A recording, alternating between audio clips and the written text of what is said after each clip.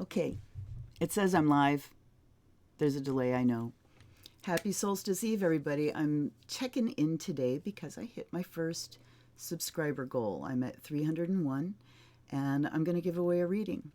So, what you need to do, well, actually, stick around for a little bit and I'll tell you what you need to do. But I want to talk a little bit about solstice. It's Solstice Eve, which means tonight is the longest night of the year. And the point of the solstice, hold on a second. So, the solstice is when the sun enters into Capricorn. And that happens at 11:19 p.m. Eastern Standard Time tomorrow. So tonight is the longest night of the year, and then it starts coming back the other way once the sun enters Capricorn.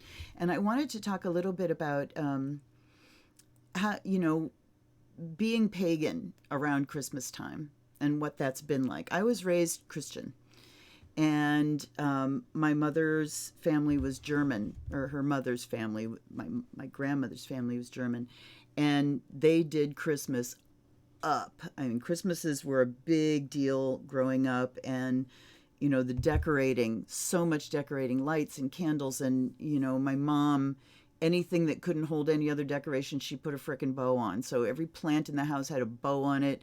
There was a Santa rug in the bathroom, and there was a Santa toilet seat cover, which I gotta say, looking back on it, it was made out of felt, and it had like a little Santa face on the top of it when the lid was closed. And when you opened it up, Santa was going like this. And I was thinking about it now and thinking, okay, so you close that lid and you flush the toilet, and all that spray comes up, and it was made out of felt, so it was never washed. And I'm just like, so yeah, that's really gross. But the point is, everything was decorated. And so when I turned 18, and I mean, I always knew I was a witch. It was something I was always interested in, and I just knew it. But when I turned 18 is when I got introduced to it as a real thing, as paganism and Wicca, and of course there was dissonance. And a few years after that, I became a Catholic. So talk about a hard right turn. But then as I got into my late 20s and into my 30s, I started coming back home and realizing, no, that's who I really am. And then at the holidays, and especially when I had kids, it's like, what do we do here? Well, let's talk about the fact that every Christmas tradition is pagan. Scratch the surface, there's paganism right there. So it became a very easy thing to just translate the trappings of Christmas of my youth and the decorating and all the things that brought me pleasure, and to see the paganism in them. And I mean, even when you're talking about carols and things, the words, like the Son of Righteousness, it's not S-O-N, it's S-U-N. And that was a name given to, I think it was given to Ahura Mazda, the sun god. And all the things about the virgin birth. It's the sun being reborn at this winter time of year when everything else is dead. And, so there are themes that are thoroughly pagan. And it's very easy to just shift your thinking. That's magic, right? The art of changing consciousness at will. Shift your thinking from Christianity to, oh yes, this is about the sun and not about a human being. So it was very easy. My tree, which I may go down and record a little bit of my tree before the actual holiday hits. And also, I didn't translate and move things to the solstice. We didn't then start celebrating our Christmas on the solstice, because it's just, I'm practical, number one. My column for Green Egg was the practical astrologer. And as far as my witchcraft and my magic goes, it must be practical. It must function on a very practical level, or I'm not happy. And so being expedient and practical, it's much easier to just do it on Christmas Day. Plus, that's when the energy of the entire world, mostly, the entire Christian world, is there's all that energy of that day, and that counts for something. That really counts for something. So, you pick up that zeitgeist and just celebrate as pagans celebrate, with food and lights and, all the things that are not Christian. Because where do you find Jesus and Santa Claus?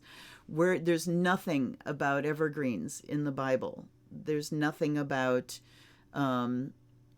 gift giving and putting candles on trees and that kind of stuff in the Bible. I mean, they say, oh, gift giving, that's because of the wise men. But what about the tree?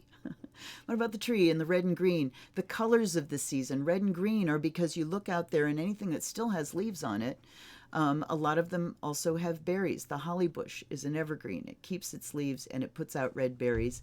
And, we've got these honeysuckle bushes out back. Unfortunately, they're like Chinese or Asian honeysuckles, and they're horribly invasive, but they're gorgeous.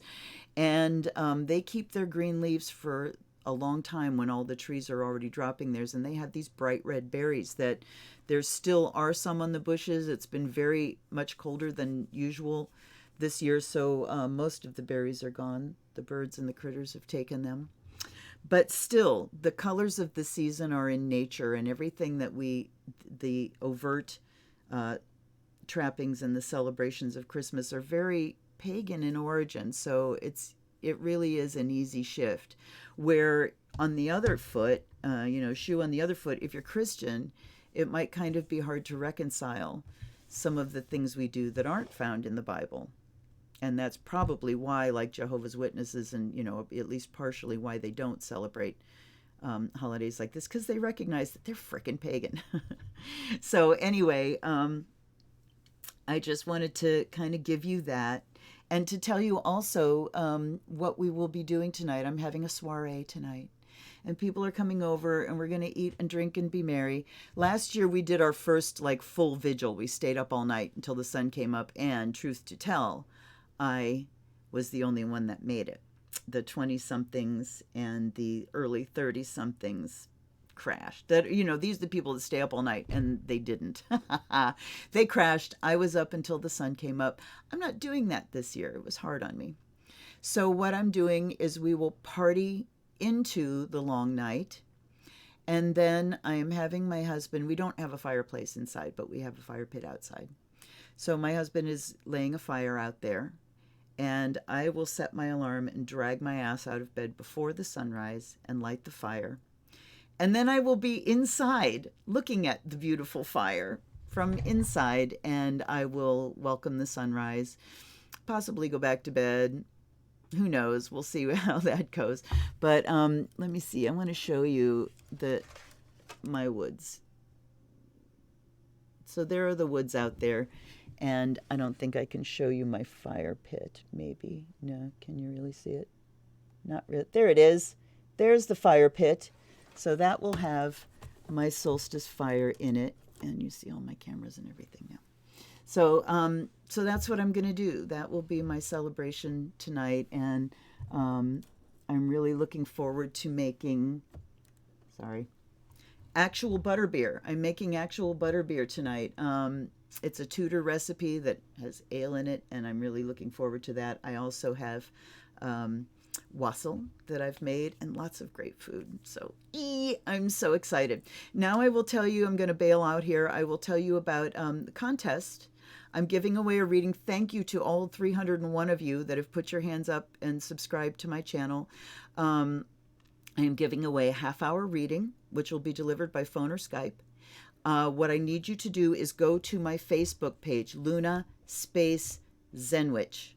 Zenwich, all one word. Please go there, like that page, and comment. I have a post there talking about the giveaway. Comment your YouTube handle so that I can identify you as a subscriber. And before midnight tomorrow, I will do a random drawing of everyone that has commented that is a subscriber, and somebody will be getting a reading, and then we will connect, and I will we'll figure out when that's going to be delivered. Okay, you can have a tarot reading or an astrology reading. Astrology requires your birth date, exact time from your birth record, no guessing, and city in order to deliver that. Because it's a half an hour, it will be a more compressed reading than a full delineation, which usually takes an hour. But I want to give you the option. You can have astrology or tarot. You can't do a combo. That's absolutely an hour. But anyway, I'm so delighted to have hit my first goal. My next goal is going to be 500 subscribers. I hope to reach that by the end of January. We'll see how that goes, but you can look forward to much more content. I'm going to be doing more lives and uploading a lot more content for you. And I, again, appreciate you guys being there for me. You validate me. Absolutely. Happy solstice. Blessed be. I will be talking to you soon. So this is the Zen Witch signing off. Love you guys. Bye-bye.